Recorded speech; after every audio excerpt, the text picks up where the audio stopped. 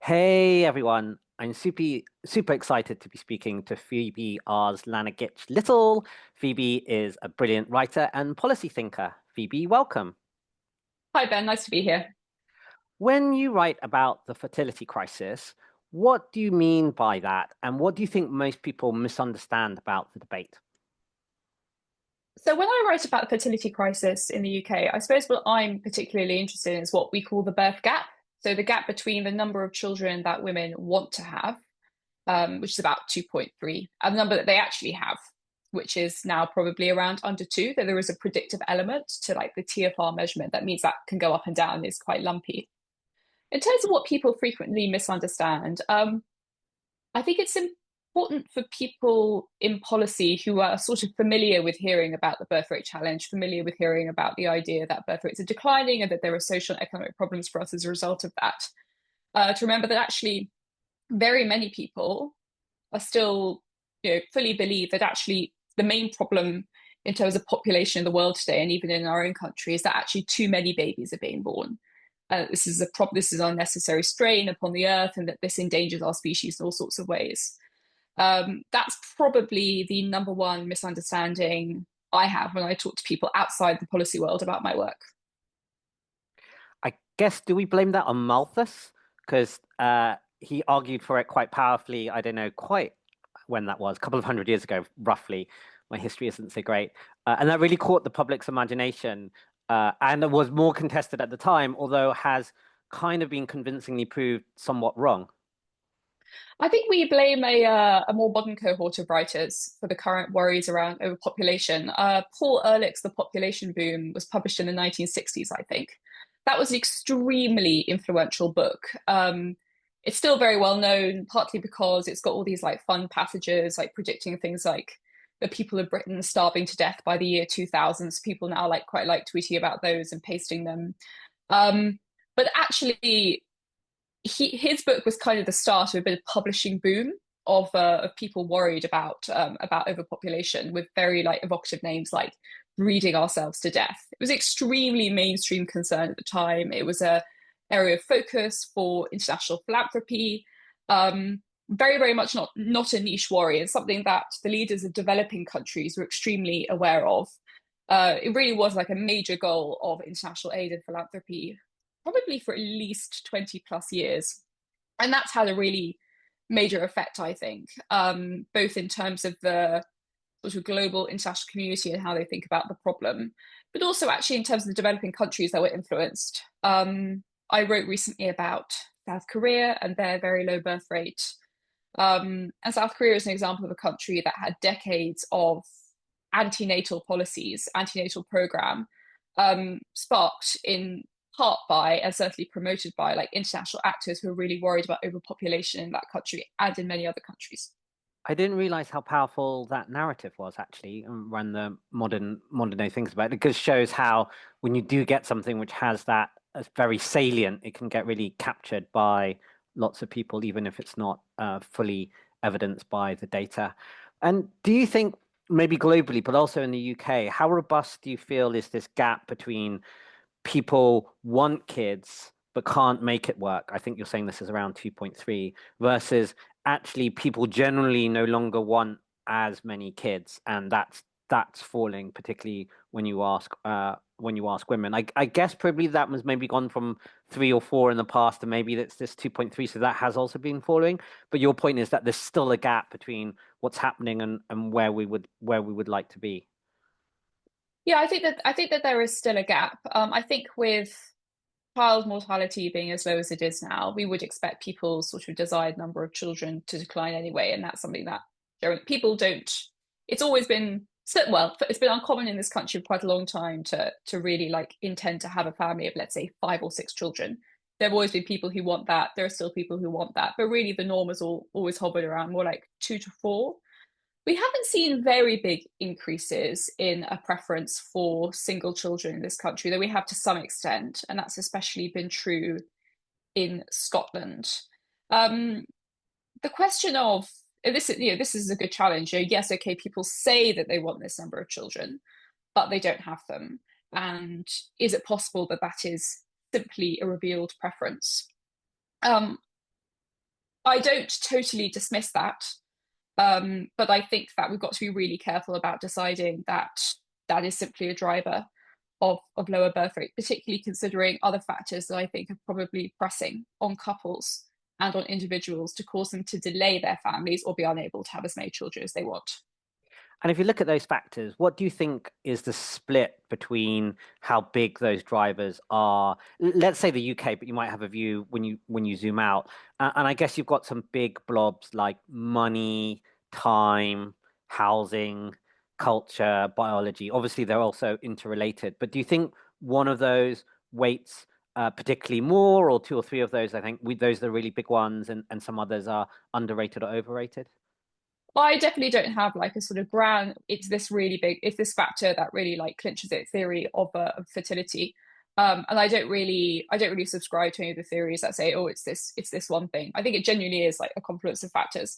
And you can see this. I mean, when people think about, we can all see this in our own lives. If you think about the reasons that you do or do not have children, each of us could probably sit down and write 10 to 15 statements about why we do or do not have children, which are all completely true.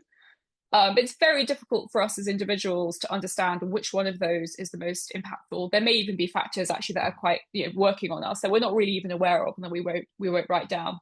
So if we talk about, I mean, you mentioned cost and things like that. Certainly, I think the sharpness of career parenthood trade-off makes a very big difference to when it is, especially that people decide to have children and how big are the families that they consider having. Ultimately, if you're an educated woman, the more time you spent in education, the more time you spent developing your career, it means that the effect of having children, which definitely exists and it's certainly possible to mitigate it, but I don't think it's possible to totally remove it. It does just carry a higher cost for you. I think that social factors are under discussed. I'm extremely interested in them. We know that fertility is highly socially influenced, like very, very robust finding. The fertility outcomes of your siblings and your co-workers matters quite a lot, even like what you're seeing on TV, the size of families that you're seeing, when you're seeing people around you begin to have children. That I think works with material factors. It's hard, I think, to disentangle those cultural material factors from one another, because some of this is also about a perception of what being ready to be a parent looks like. I think it's fair to say that over time we're moving away, or we have moved away, certainly in this country, from a foundation stone model of family where you get married quite young. Though we've never had particularly early marriage in this country, except during the baby boom. And you build your family alongside building your career. And the capstone model, where you have to well establish your career, then you get married, then you have your family, and that does just push you later because you need that time to establish your career first. And some of that will also mean, of course, that the standard of living you are providing for your children changes. And you can see this, I think, with debates over whether or not it's acceptable to have your children sharing a bedroom, for example. I would say that's fine. I recently wrote an article about a charity that branded children sharing bedrooms bedroom poverty, which I think is ridiculous.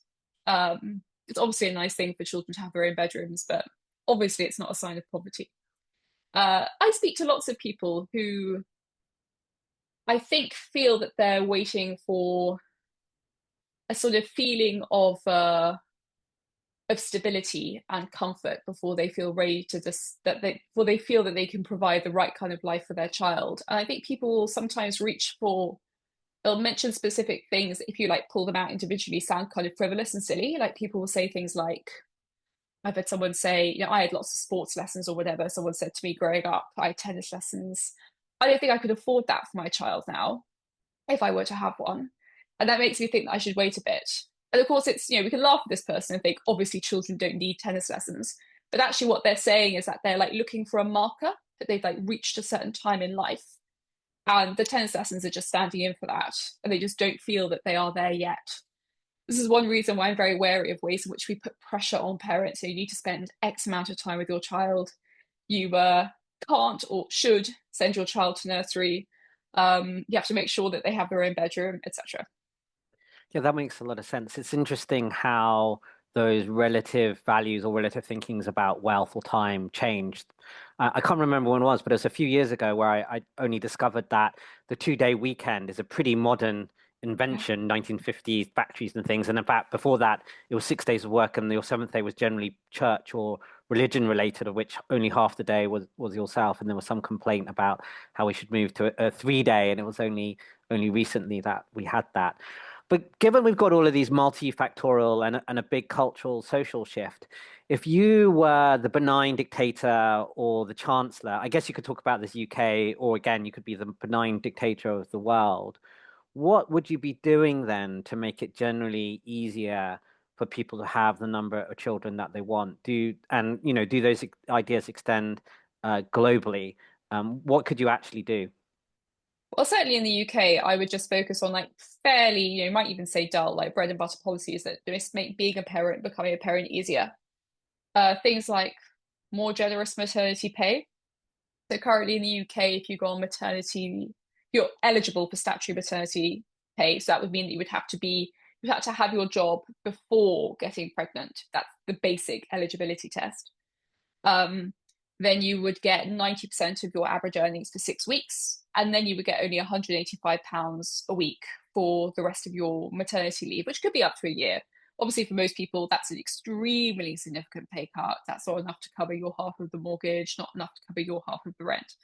So I think we could do things like, make maternity pay more along the lines of kind of how we pay people during furlough. Let's say 2/3 of your salary. I also think that we can look at benefits that we already give to parents, like child benefit, for example, and just shunt those to like earlier in the sort of parenthood journey in children's lives. I mean, if you are getting child benefit for your first child and you claim it all the way up to 18, which you're allowed to do if they're in full-time education until 18, which most kids are now, going to receive about £22,000 from the government, which is a significant amount of money, like just for that one child.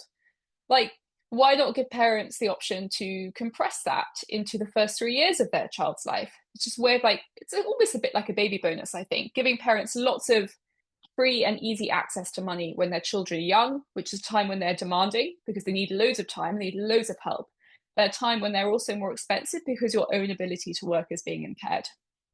I think that if you make parenting radically easier in these ways, you will also hopefully start to benefit from a social influence, social contagion effect. Make things easier for a small group of people to start to have children. That means that people might start to have children, let's say 6 months to 9 months earlier on average than they would have done, maybe even a year or a little bit more earlier. That affects what people see as like the right age to have children. That affects what people see as the right age to become a parent. People know more young families themselves. It's very hard to quantify these effects, but I really do think that they mean that a policy that helps some people become parents can kind of reverberate throughout society in the same way that the opposite can happen negatively. Like if you're a 28-year-old in South Korea, you're unlikely to know very many young families. You're unlikely to have friends who are like having kids. You don't really know what that looks like. You're struggling to imagine what your life would look like, how you'd manage with work if you were to become a parent. There's no one who can tell you what their experience is. You start to get the opposite. Like essentially, then not having children becomes socially contagious. And another thing I think we could do to make life easier for parents and to if I as I say if I were dictator of the UK to help more people to have children is to improve I think the experience of giving birth. We have very low take up of epidurals for a developed country in the UK. Epidurals are excellent.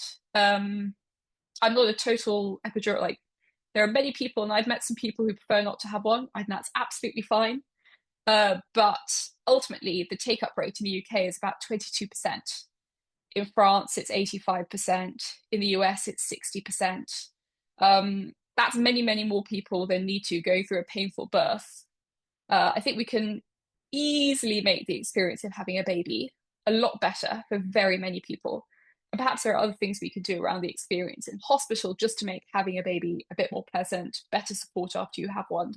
And I think that could mean that people feel ready to have children sooner as well after they've had one, and that can only be positive as well.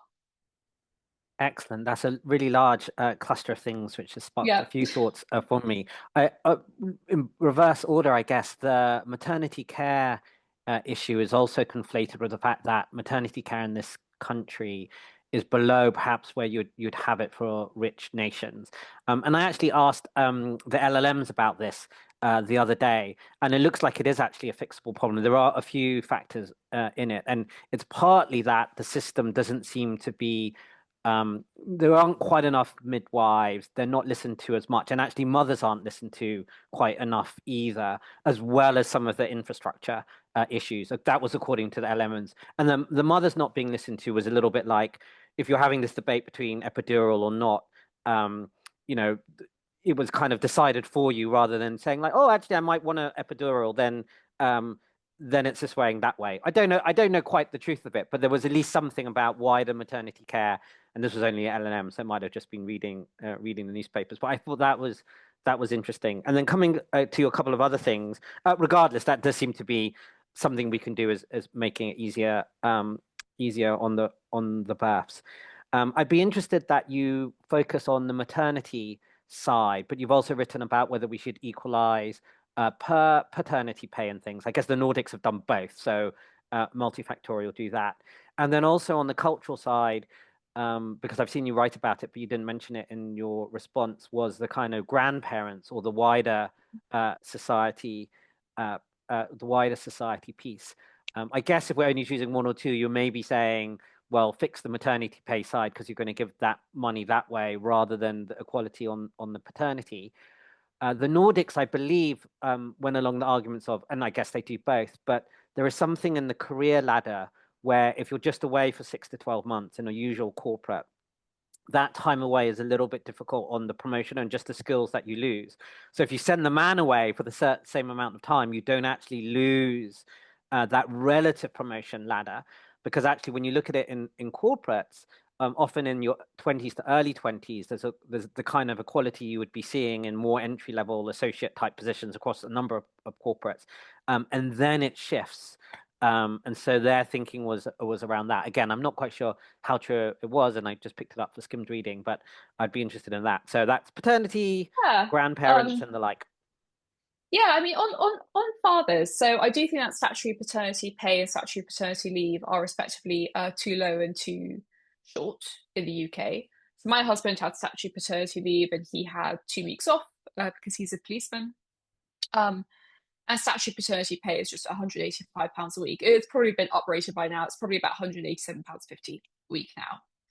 I do think it should be longer. I don't think it's if you are not someone who's living near your family, having a newborn baby and being at home by yourself is very difficult.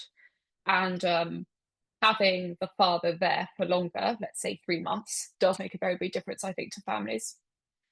On compulsory longer paternity leave, I wish I could remember the specifics, and I might try and find them after this and get them to you.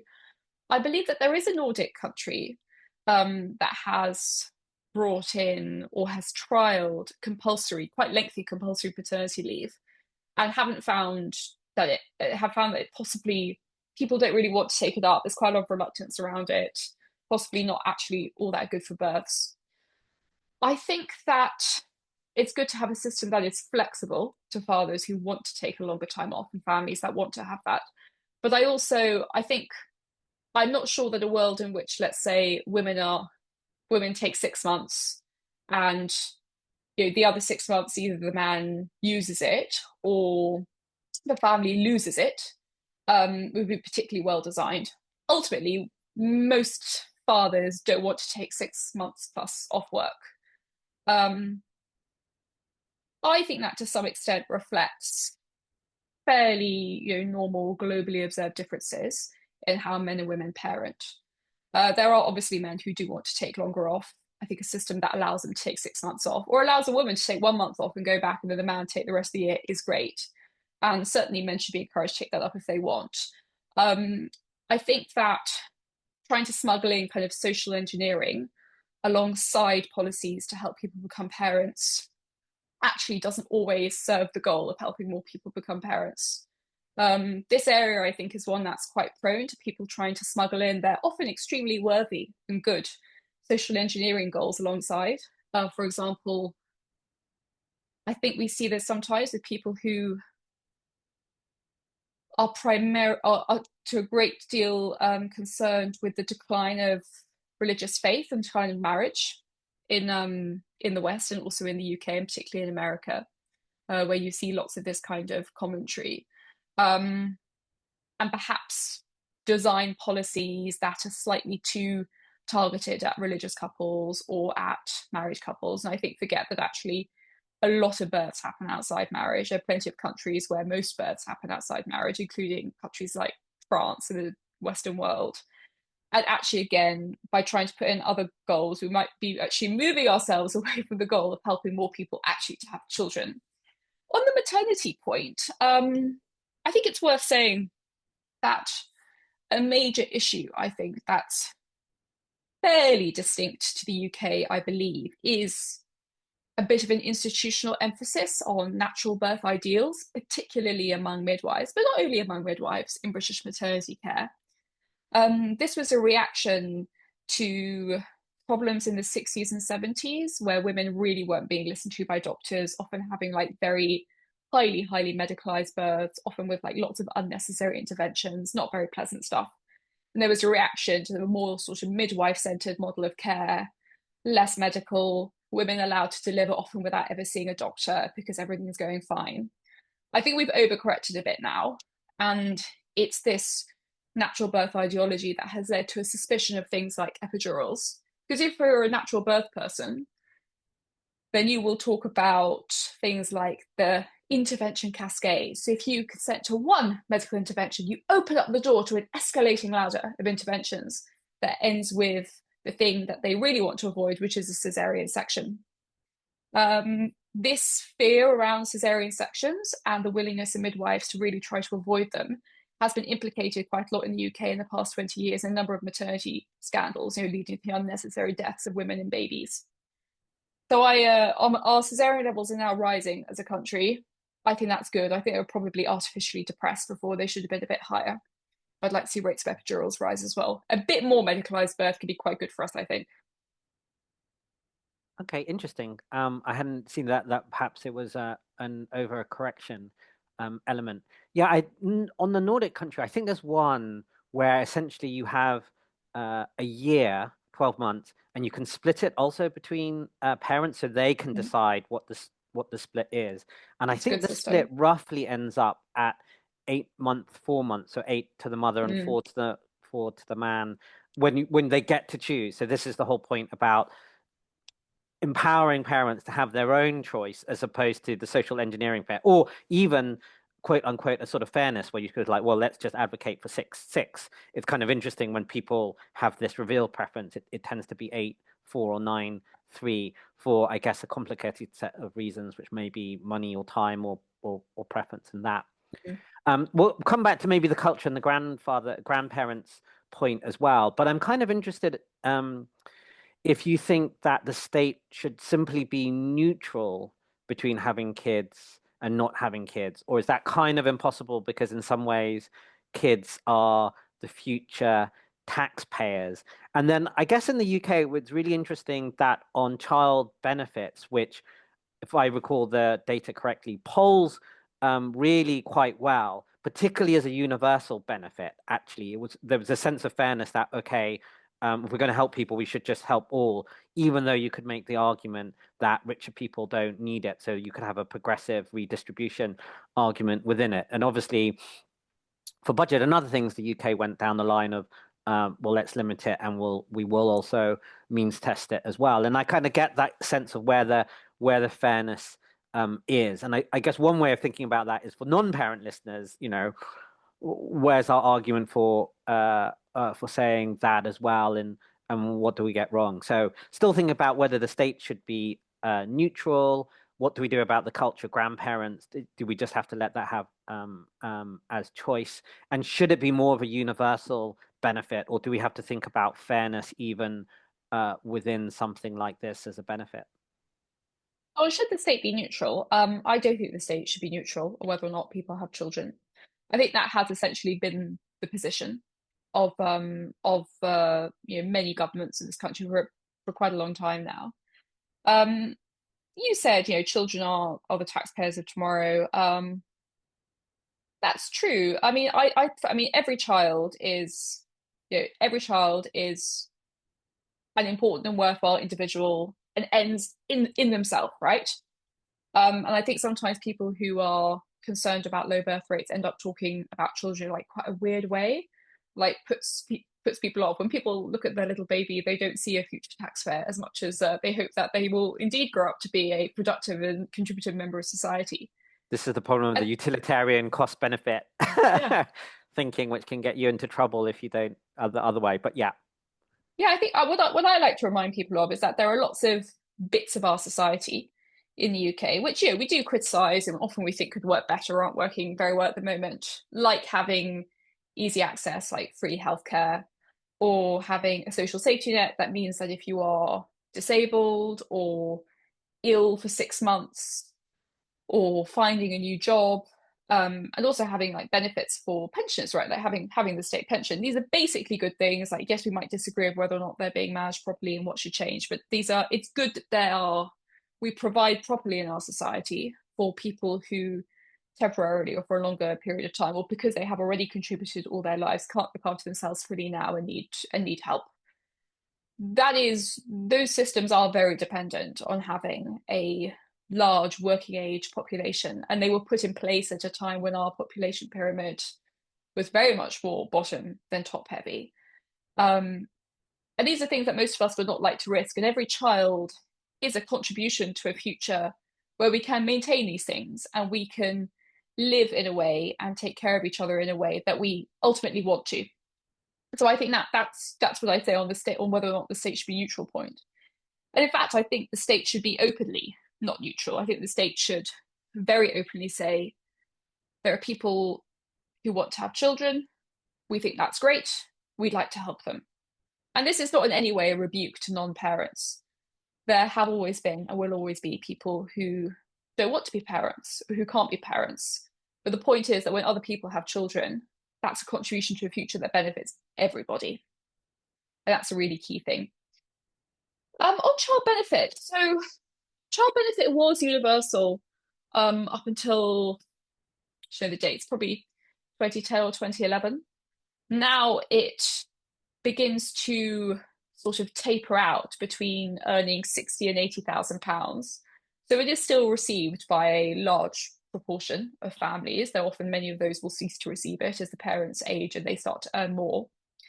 I do think that there is something important about universal policies for parents and children.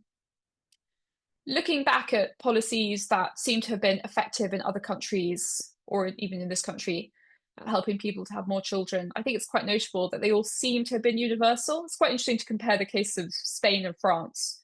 Spain and France, both low fertility in the early 20th century, both worried about it, both spent quite a lot of money on policies trying to reverse it.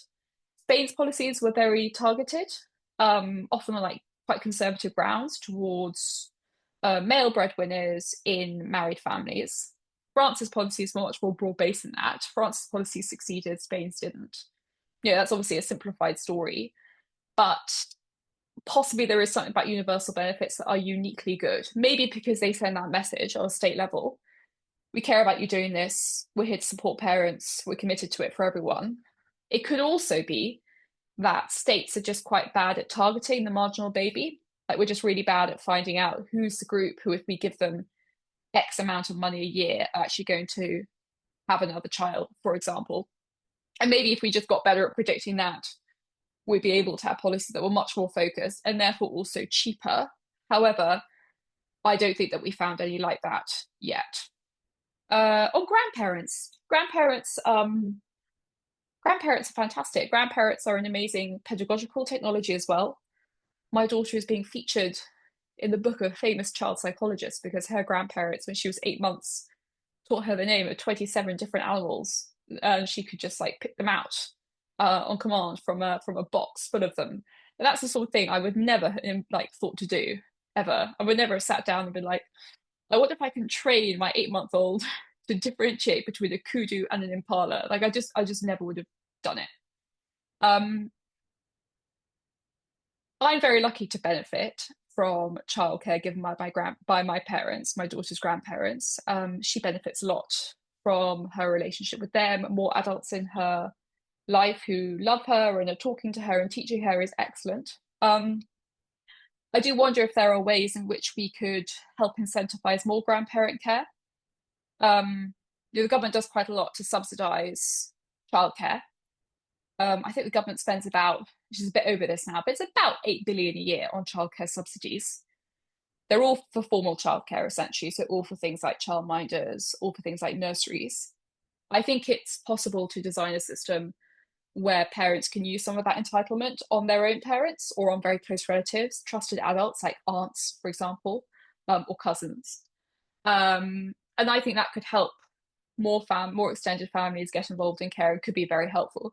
Because sometimes there are grandparents who are very keen to help their children with their children, but they actually work part-time and they quite need that money, or their children live a train ride away and actually it's quite expensive and it's quite a lot for them. But I'm sure there are things we could do to alleviate those pressures a bit and just make it a bit easier for grandparents to step in. That's interesting. Um, I read a lot also about a kind of single parent family penalty. I think there was a book coming out of the US more which looked at this. I was interested, where's your view on where that shows up and whether we should be doing anything more specifically around that? Again, it could either be supporting that or all of the other stuff around the infrastructure that you just do better when you've got more support. So this is the extended support about whether you are a two-parent family or more extended into grandparents and that. Or again, within the fairness and everything that we need to do, are there just other things we need to concentrate on? And then just a comment on your Spain-France thing, which I thought was really interesting. I do suspect, we'll never be able to prove, that is this second order signal that the state sends out. But my line of evidence that is the more extreme counterfactual because of what you've seen in China. And because China for so long had this, and I think there is now a consensus, very mistaken, wherever you are on the political spectrum and even within China, a very mistaken one-child policy. But that signal really lives on today. And there's a load of people, and even particularly women, I guess, who are just like, well, you gave us this signal for so long, we're just not going back. And they mock all of these posters which had come out during that time. So there is, I think, something around if you do give a universal benefit of the signaling that you do. And I just had also thought about conflating things as well. It was one of the problems with or challenges within the climate movement. A lot of them talk about climate, but put a lot of other social justice issues intertwined with that. And that puts people off if they don't want to combine those issues in that way. Now, there might be really good reasons for a lot of these things, like poverty, where I think there's a consensus that we could do more on poverty. But when you roll it together, it does get a little bit more murky. But in any event, I'm interested in the single parent family and maybe any comment on the second order signals that states should be giving out. Yeah, well, on single parent families, I do get asked about the question of family breakdown. It's something I'm interested in. It's not something I know a huge amount about. I'm interested in policy interventions that can like help keep families together. I don't particularly know what those are. I'll hear people talking about making it more difficult to get divorced. Um, that doesn't strike me as the right answer particularly.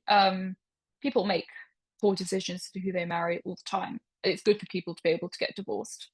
And really, I don't think that like a legal stricture preventing a divorce is actually going to prevent like unsuitable couples from separating from each other. That to me like feels like barking up the wrong tree. We do a lot in this country to support single parents, almost all single mothers, through the benefit system. And so the most like generous benefit awards that's possible to get happen when you stack being a single mother with like other characteristics. This is a good thing. the book that you're referencing, I think, is The Two-Parent Privilege, right, from Melissa Kearney. Um, it's obvious to me that having two parents at home is better for children than having one. Um, I am not a single mother, but I expect that most single mothers would acknowledge that if they had an involved and helpful partner, that would be better and easier for them in all sorts of ways. And no doubt that would like redound positively onto their children. Partly it's a resource thing, but I think there are probably other factors in how stressed a parent is, the kind of household they can have. It is just harder to do all these things, right? If there's just one of you. And certainly since becoming a mother myself, I have felt genuine increased admiration and awe for single mothers who manage to do it all by themselves, because I realize that sounds quite trite, but it is absolutely true. On the signals that states send, I mean, I now often hear people cite the China example to me, you know, as in like China really wants people to have more children. They're begging their population to have more children. They have all these posters up, ask people to have more children. It doesn't work. Therefore, policies to help more people have children can't work in the UK. But I think it's a really like mad example for people to cite. I mean, it was literally illegal to have more than one child until fairly recently. The last couple to be fined for having more than one child in China was like 5 years ago or something like that. Like this was a, you know, concerted throughout society, extremely like intensely resource-backed program to make sure that people only had one child, with in some cases like pretty terrible consequences for people who had more than one, you know, let alone simply like fines or social censure. I think even now China has a three-child policy. So I think now it's not even a have as many as you like. There's still like a kind of stricture on how many children you can have. Certainly what you can't do as a state, at least it's obvious to me, is spend more than 2 decades bullying your population to not having more than one, and then turn around and say, please have more now, and expect them all to comply. By that stage, all sorts of things have happened to shape a society. China is a very, very extreme example, I think. And in fact, I don't really like to use the example when I'm talking about antenatal programs because the one-child policy was so brutal.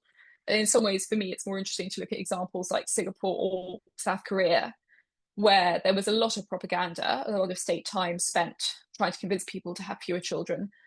But having more than one child didn't mean that you were fined or, you know, had your pregnancy terminated by force. So it is quite a different thing.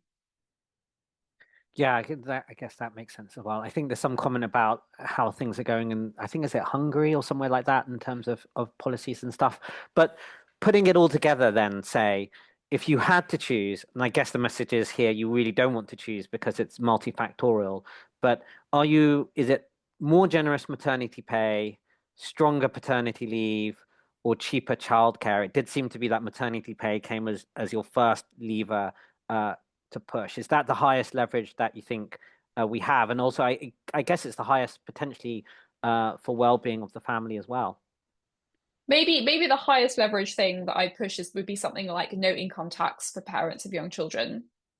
Like maybe you shouldn't, if you have children, or a scaling system of discounts on income tax. If you end up having, if you have one child aged under 5, you get 50% off your basic rate, going all the way up to 0 if you have 3, for example. I think really, really like significant clear policies like that, so we can really clearly communicate to parents like you probably what you'll pay like half the tax you do now, or actually none of the tax you do now if you're a basic rate taxpayer if you have a child. I think that those are probably some of the most impactful policies, because it's a very strong message from the state, right, to say like you're contributing already, you're doing this thing which is difficult and expensive, we're very glad that you want to do it, so we're going to take away this other pressure off you. I think it would be very controversial, but I think you'll be able to give a clear justification for it. I think that justification would make sense to potential parents as well. In a slightly more realistic world, I think better maternity pay is one of the best things we can do. There's less evidence for childcare. There's evidence of small effects for middle class women. When we make childcare cheaper, but interestingly not as significant as we might expect in terms of their prenatal effect. I do think that in this country, because there's quite a lot of conversation about childcare being very expensive and very complicated, that is probably in and of itself having an effect on whether or not people think they're ready to have children. Certainly, if you're a higher earning couple, childcare is really very expensive for you. And it seems to me to be a mistake to make it very difficult for women in who we've concentrated like a lot of economic capital to make it difficult for them to have children. Certainly, I know couples who are earning, people might say, well, world's smallest violin, but no couples where one of them is earning over 100K and they find like managing the cost of a nursery place like very crushing, particularly if they have two children. And I definitely met and spoken to couples who have decided to significantly delay having a third child for that reason. If you're earning less and you're fully caught within the system, then it is very generous and it works well, particularly if you can combine that with help from family. But if you're just outside the system, you're really crunched quite hard by the costs and there's no help for you at all. No income tax for young parents. I think that would be a hard sell to the politicians, but probably worth doing. Maybe you sell that and then you go, oh, well, the next best is maybe maternity pay. But I think the strict economists tend to prefer sales taxes over income taxes anyway. So you could sell it to them generally about we should just have lower income tax. And yeah, you put it on sales tax, but you make it neutral for progressiveness because you do that. And I wasn't aware on the childcare part either. I've only glimpsed at that. The one thing which came obvious within the UK is actually our childcare was a little bit too regulated. The norms that we had for ratios between childminder to children were way lower than France and Sweden. In fact, they were stricter. I don't know where the balance of that was, but it did suggest that maybe it was too strict. I'm happy to say that I don't think the childcare ratios are the problem. Interesting. And actually, I'd just like to take this. I'd like to take this moment, if you don't mind. I know woman reads out thing from phone is very boring, Ben, but I just want to actually say what they are. So it's one adult for every 3 children under 2. It's one adult for every 5 2-year-olds, and it's one adult for every 8 children aged over 3, and one adult for every 13 children aged over 3 if that adult is a qualified teacher. I think that those ratios are like they're fairly normal. You do get European countries that have slight differences. It's not very significant. I would put it to most people who talk to me about this that looking after 5 2-year-olds is a lot of 2-year-olds. And I think actually like 3 under 2 is also quite a lot of 3 under 2. Certainly 8 over 3 going up to 13 over 3 sounds like quite a lot to me. We did actually also relax ratios a couple of years ago, and it hasn't particularly had an effect. Some nurseries have taken it up, some nurseries haven't, which I expect reflects the fact that some think that their parents will really care about whether or not they raise the ratios. Others think parents don't really mind, makes a difference for us. Staff probably also have how many children a member of staff is willing to look after probably has an effect here. But I really don't think our ratios are all that strict. There are people who argue for no ratios at all. I'm not immediately very supportive of that. I do think that you might end up with institutions receiving government subsidy where children are genuinely not safe, and people might say, well, that's the parents' choice, they get to decide. But we actually do accept like some level of like public safety for children in all sorts of ways. I'm basically happy to accept it in childcare settings as well. Great. Oh, well, I'm going to blame my friend Aria on that, who's trying to convince me on the childcare I've ratio. spoken to Aria about this already. But I guess it comes actually from that principle-based view, I think, that you mentioned, that there was a cluster of thinking that essentially that everything needs to be deregulated because there's too much sludge, and therefore that group of thinking attacks all of it. But you could, as you rightly point out, that maybe the answer is that Sweden or whoever should be a little bit more strict. Although I do think it plays into a little bit the point on the grandparents and the wider community. Is it guidelines? Is it legal? And how much of that goes into the cultural shift. But regardless, I think you're making the point that actually the childcare piece is perhaps not the biggest if you're thinking about that versus say the maternity pay. Maybe we can move on to a little bit of underrated, overrated, and then talk a little bit about creative processes and things and the like if you leave. So you can do underrated or overrated, or you could, I guess, be neutral, or should we have more of it or less of it, and what your thinking is on that. So underrated or overrated, having a tattoo. Um, I've got several tattoos. Um, I think, I mean, they are extremely popular now, which is good because all of our children will want to have them because we all have them. They're probably a bit overrated now. I see a lot of bad tattoos. I have at least one bad tattoo, which has aged very poorly. Yeah, overrated. Overrated currently, but could have been underrated previously. It swings. Yeah, they'll probably be underrated in 40 years' time. Great. Um, the ultra processed foods. Well, I'm going to call it the ultra processed foods panic, but maybe ultra processed foods in general, or maybe specifically around children. But UPF, underrated or overrated? Overrated. Um, I think the basic idea is quite an interesting one. And there are some quite convincing studies that there's something specifically going on with some types of highly processed food, but the term has like ballooned out to encompass a huge variety of things. Um, and I think it's being abused if it had any scientific value at all in the first place.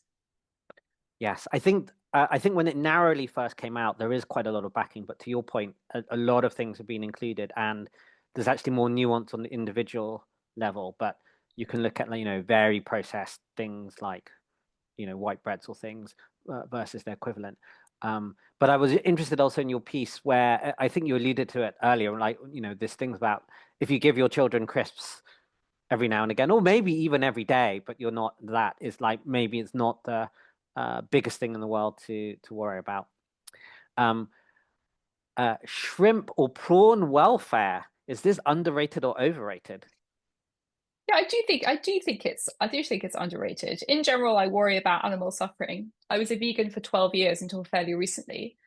Um, and I'm impressed with groups. I think they're called the Shrimp Welfare Hmm. Project, but I'm not actually 100% sure, who spend their time, convincing farmers to use killing methods for shrimp and like making changes to how they farm them that just means that their lives are better. Um, Seems to me fairly well established now that lots of particularly marine life, which we haven't historically associated with being particularly sentient, actually clearly do feel pain. And we should try and make their lives better if we can. I definitely see it around octopus. It's interesting on the shrimp thing. My worry a little bit there is this, we referred to it earlier, where you take utilitarian thinking a little bit too far because you can go, I'm going to slightly make up the number, but like 10 billion shrimp and they feel like minus 0.0001. But you aggregate that somehow and that's going to become more of an issue than looking after your own children, which doesn't, I think, instinctively say that. But on the other hand, I do think there are low cost and no cost things that we can do to show caring for all sentient things, whether that's vegan or animals. So is that. So I can see both sides of it, and this undiscovered things like it.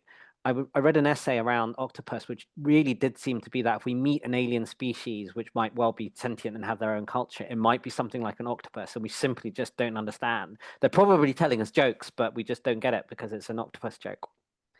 Yes, Um, it's troubling for us because they have such short lives.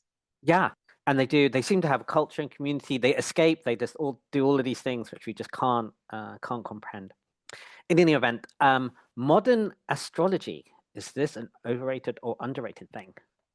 Hugely overrated. And I think people should be much more like disciplined with themselves and each other, about like looking at horoscopes, talking about it, going on apps. Everyone I know who's into it and claims that it's like mainly fun seems to take it too seriously. I think it's clearly complete nonsense. I don't think we should endorse it in other people as like a quirky habit. It's a strange, misleading delusion, and I think it might have all sorts of other effects on how people think about themselves and the world.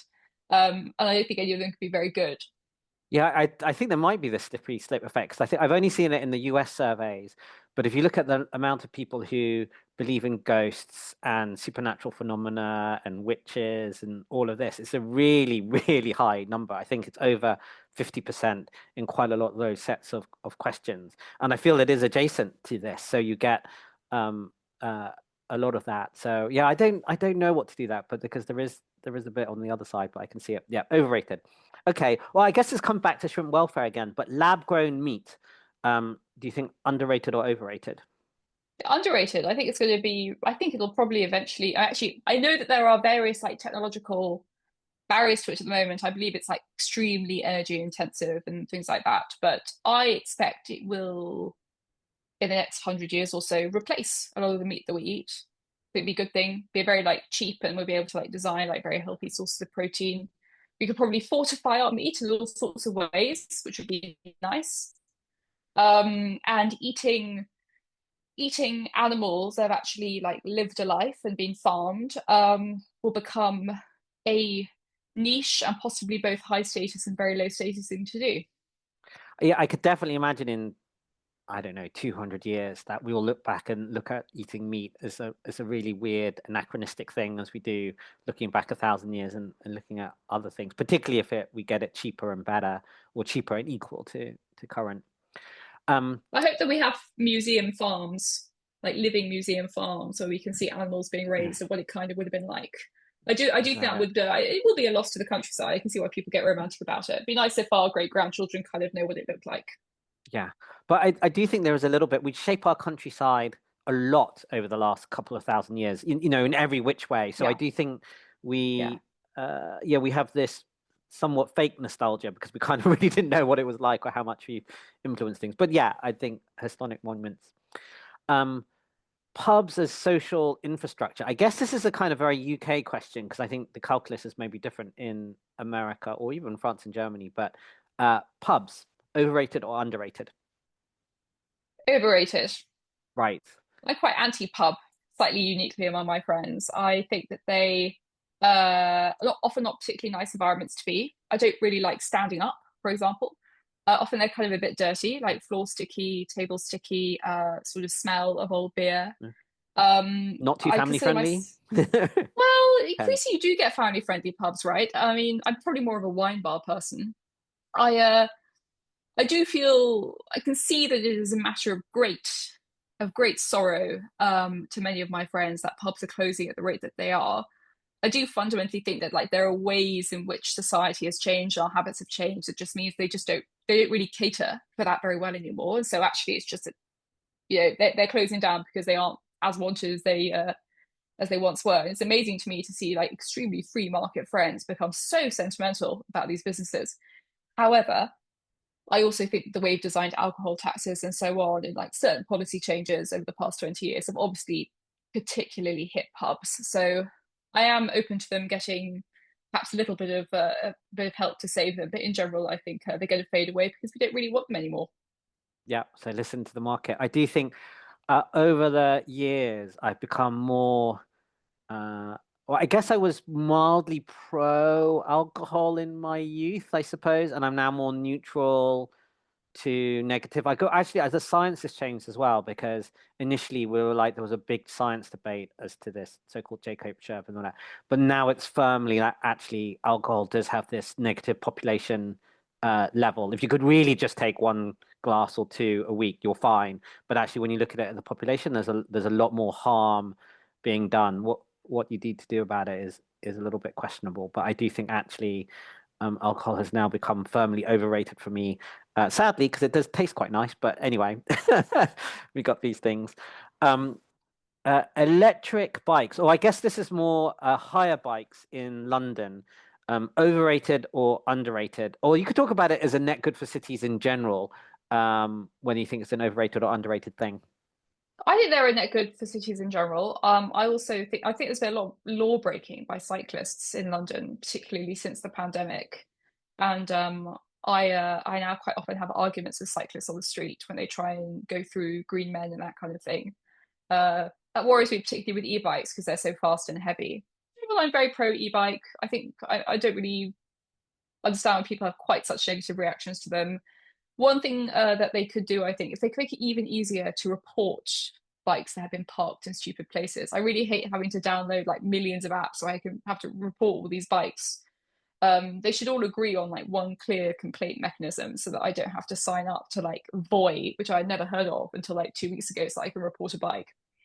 Yeah, I briefly looked into that. I think part of the problem is that a lot of the ones which get misplaced, I don't know what the percentage is, are essentially the stolen ones or the broken ones, where they get jailbroken to be stolen, and that's why I think there was at some point you had so many of these bike beeping noises because they'd been Yeah, that. I don't know whether they fixed that or not. But actually, it has put me off cycling somewhat. Other cyclists because they expect you. So I'm a little bit road scared. So I always follow rules, and I'm probably slightly too slow. I don't drive apart, but I did like or used to like quite like cycling. But there's actually quite a lot of pressure from these go faster cyclists, and they're like, "Why aren't you going?" I guess you get this with cars as well. They go, wow. "Why aren't you going?" It's like it's a Yeah. red light. Why would I How go? interesting. And they kind of argue with me, and it's like, I'm not sure I want to get into. I guess is that the equivalent of cycle rage of road rage, but it's just like Yeah, no, because definitely. it's a red light, and I know there's not. And maybe I was really influenced by being in Japan, where they have the same on walking. They can be a completely clear crossroad with nothing coming, and if there's a red man saying "Don't walk," they will not walk, and they will think you're a complete crazy person if you decide to walk. They will tap you and go like, "Oh look, look, look!" They just think you must just not have seen it and had a Yeah. crazed moment. Then this is the whole social cultural conditioning. Whereas in somewhere like Paris, they're like, if you wait for that, you'll never cross the road. The Parisians are like, what you have to do is go into the road, and you Yeah. assume the car is going to stop Yeah. when they see you in it. I Yes. think it's a really fascinating cultural difference in that one. Okay, last one here. Um, Dating apps. Do you think they're underrated or overrated? They're probably a bit underrated now. I think it's become very popular to criticize dating apps as like the source of all dating woes. I feel that there's probably something that we're slightly missing here in that I just find it hard to believe that having access, I'd never used dating apps. I met my husband when I was 17, but hard to believe that having access to a significantly larger pool of people than you would have done without the dating app is by itself what's making it harder to find someone. I wonder if there's something here about like the way that we use apps, which is maybe not quite right. I wonder if there's like we can sort of change our attitude slightly around these tools. Um, I think the tool itself is probably still pretty useful and probably going to actually like stay with us like permanently in some form. I think we probably have to evolve slightly different norms to dating apps than the ones that we have now. For example, I've recently had lots of arguments with female friends who I believe have been judging men's profiles by very like female standards. They're like, oh, the men aren't being witty enough in their prompts. Oh, they're not being witty enough in their bios. Oh, they haven't said a cute, funny thing here. Like, I think, well, they aren't women, and they're not as good at presenting themselves online as women are, who spend a lot of time on like group chats, chatting with each other, and get really good at like a witty, like fun online repartee in a way that like a lot of men don't. Got to be careful, I think, not to impose some of these unhelpful standards onto the profiles that we see. Yeah, I don't know about dating apps. So I was lucky as well. I'm a bit older, so they hadn't really been invented, not in app form, when I was dating. I think I would have struggled a little bit, but again, it's this weird pull thing because I'm relatively short, and there's a really big thing within that. I'm about 5'4", and I think my pull would have been significantly shrunk because women automatically go, oh, this whole tall man thing, and as far as I know, height in men doesn't really correlate with an awful lot of many of the other things that you might want and a long-term partner. I guess I would be saying that being No, I agree. short. So that's kind of interesting about how you self cut off this dating pool. Although some other friends have said that, well, actually, that means it's a very good fish to pond to fish in because of that. I do wonder whether there's an interesting second order effect because of the way that dating apps try and match people and how that works. Because in sort of my early 20s, or when, there was a dating thing around, at least this is kind of very London centric thing. You actually ended up going to a lot of house parties or even after work drinks, because kind of what happened is you had dated your first order pool of friends and even your second order pool of friends. And that was like basically it was either not suitable or something had happened. So that was out. And so the only way you were really going to meet things is you had to rely on this kind of friends of friends network. And so there's a little bit like, okay, we'll go to the work drinks. And everyone is like, I'll just come over. So your primary thing is slightly work networking, but there was a definite second order, like, well, I might find someone there. But what happened is because it was just a work drinks or a house party, you actually met people who were much more different from you, although, of course, you're kind of middle class London or whatever it is. So in some ways, not. And I think that allowed a certain less polarizing effect. So I see this within, and maybe it's a social media discourse, but when you're in person, leftists and rightists get along much better than you do when I see them online. And I don't think they meet one another as much as they did 20 years ago, because they were meeting each other 20 years ago because they didn't have a choice if they were kind of on the dating thing. And now it will be kind of quite obvious to the app that you generally don't do that. So I do wonder at the margin that has touched things. It's probably a completely made up theory by me, but I do see it a little bit. And now we have these meetups. In fact, I do these meetups and I try and mix them up, and they do seem to be really successful. They're not really for dating, but I do think people miss that slightly. And we did have that more 20 years ago when we didn't have dating apps, because actually work meetups, their secondary purpose was potentially to find a partner. So anyway, that's my thought on dating apps. I don't know whether it's Possibly. underrated or overrated, but it's a thing. People are so homophilic, right? Like people Yes. like to date within their own groups, marry within their own groups, often to like extreme extents. Like it's observable, isn't it, that people prefer to go out with people who look like themselves, which is a strange thing to contemplate. Um, that's so absurd. I'm not. Yeah, possibly. But in a way, I still think actually you'd expect a dating app to break open that pool a bit more, just because of the sheer like range of people and how geographically dispersed they are. Whereas like when a friend knows a friend knows a friend, there's going to be a lot of like shared background there. Though actually, I think often that's helpful. Friends can act as background check. You kind of know that someone's normal. It's more socially embarrassing for one person to be unkind to the other or stand them up because you all kind of know each other. Um, I do think something though that might be part of what you're driving at is that probably, but I'm sort of theorizing here, when people have a dating app on their phone, they're less likely to even treat a work meetup, for example, as an opportunity to look for someone, because they have a very distinct, like, I have a place already where I look for people. This is like a professional environment. I don't need to combine these things in what I once may have done, so I'm not going to anymore. Also, I think you see it increasing with people being sometimes a bit unwilling to date within their friend group. Something I hear, I'm not quite sure if it's true, but it's definitely like commentary that I've seen online a lot over the last few years. Once that would have been quite common, but now that's considered like slightly impolite. Like, why would you threaten our bonds of friendship and like possibly make it weird in this group of people when you could just go on your phone and find someone who we don't know? Oh, I hadn't heard of that. That's interesting. The only other thing I picked up was maybe this is more of a West Coast rationalist thing, but these dating profiles, where particularly actually if you've dated someone, you then shop round the dating profile of the person you dated, saying, "Hey, this person's really great, not for me, but you should you should date I think them that's a great anyway." norm. I think that's Yeah. great. People make fun of these, but I think they're fantastic. I strongly approve of date me docs and all that stuff. And they strike me as extremely uncynical. And I think cynicism is definitely overrated. Yeah, yeah. They seem to have helped, so they do seem to work. So I don't know what Yeah. the big pool of it is, but anyway, that's only anecdata, so maybe it's wrong. I'm interested in your creative processes. So you write columns, you also do think tank policy pieces. Are you someone who writes better in the morning or the night? Do you outline? Do you edit as you go? Do you have a particular process for developing your ideas and the like? How is it that you come to do your output? I used to be very much someone who did a lot of work late at night. I was very often very creative and full of energy. But now I have to go up at 6 a.m. every day. So I don't do that anymore. And I've learned to be creative at other times of the day. Uh, the most valuable, like, creative thing I can always do is talk to people about what I'm doing.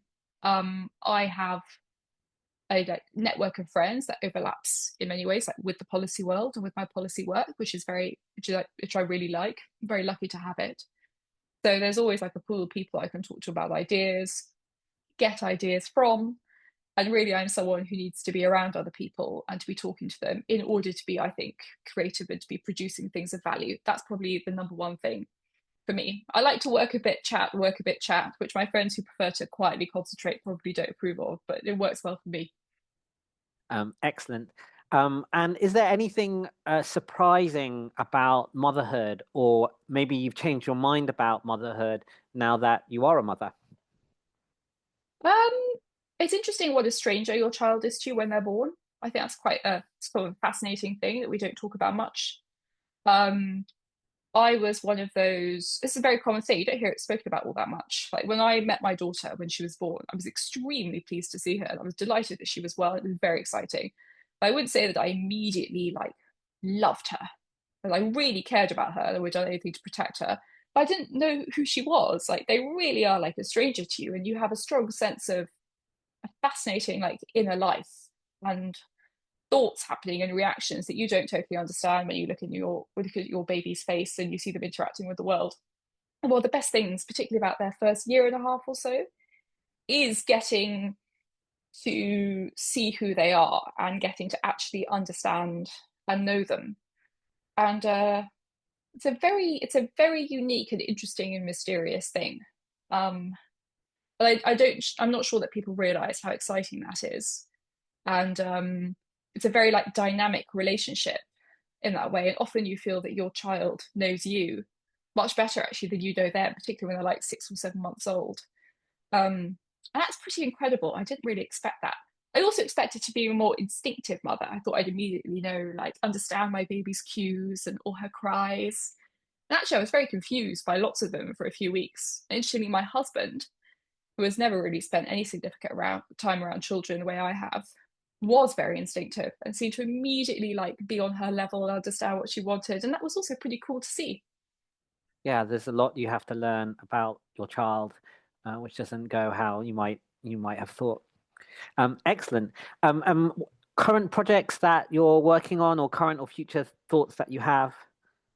Oh well, I'm writing an article about epidurals in the UK and in the world, which I'm very excited about.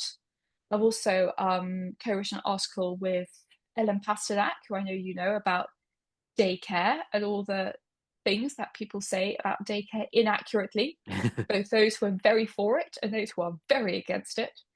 And then in my work at the think tank Onward, I'm writing an interesting paper looking at ways in which we can make life easier for young families. So actually kind of looking at some of those policies that we've discussed, like changes we can make to the tax system, can we front load child benefit, what kind of effects might these things have? So I'm excited about that. Great.